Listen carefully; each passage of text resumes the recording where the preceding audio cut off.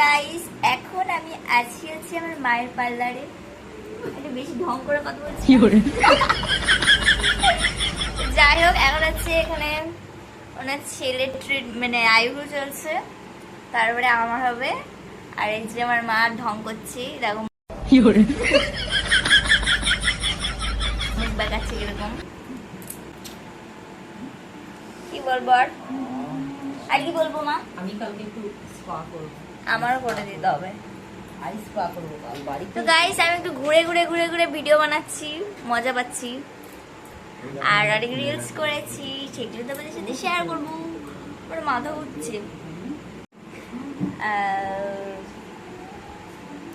আমার মুখে কি করে কিছু করতে হবে মা? কেন এরকম করো বলো তো নিজের মেয়ের বেলা? কিছু করতে হবে না, ঠিক আছে। এনাকে চিনে নিয়ে ইনি হচ্ছে সুমি বিশ্বাস।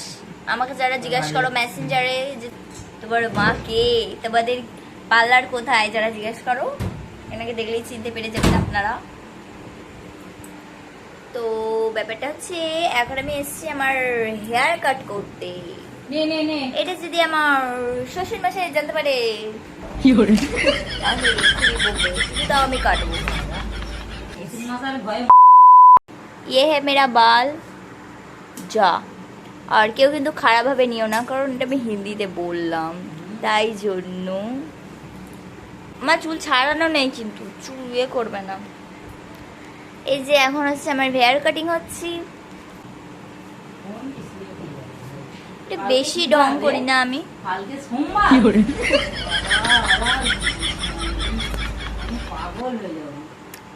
তো তোমরা যারা জিজ্ঞেস করো আমাকে যে আমার বাড়ি কোথায়, আমি আজকে পুরো ক্লিয়ার বলে দিচ্ছি, ঠিক আছে? ক্লিয়ার করে বলে দিচ্ছি।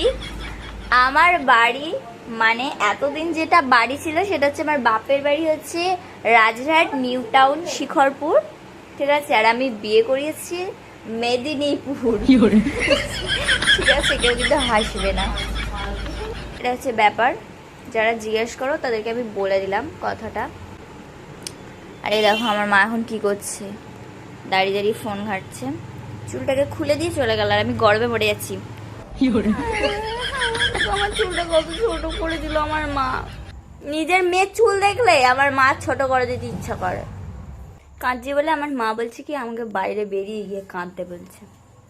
কি কইব? তুমি কিছু কইতে চাও মা? হ্যাঁ, ওই দা এ বাবা, তোমার কি মা মায়া দয়া কিচ্ছু নেই একটা চুলের প্রতি? দেখছো তো এরকম ভাবে আমার চুলটা খুলে ছোট করে দিল। আমি বলি কি করবা, সামনে চুলটা বলেছি একটুখানি কাটতে, আমার মা আমার নাই বয়স হয়ে গেছে, আমার এখন আস্ত কাল পড়ে আছে।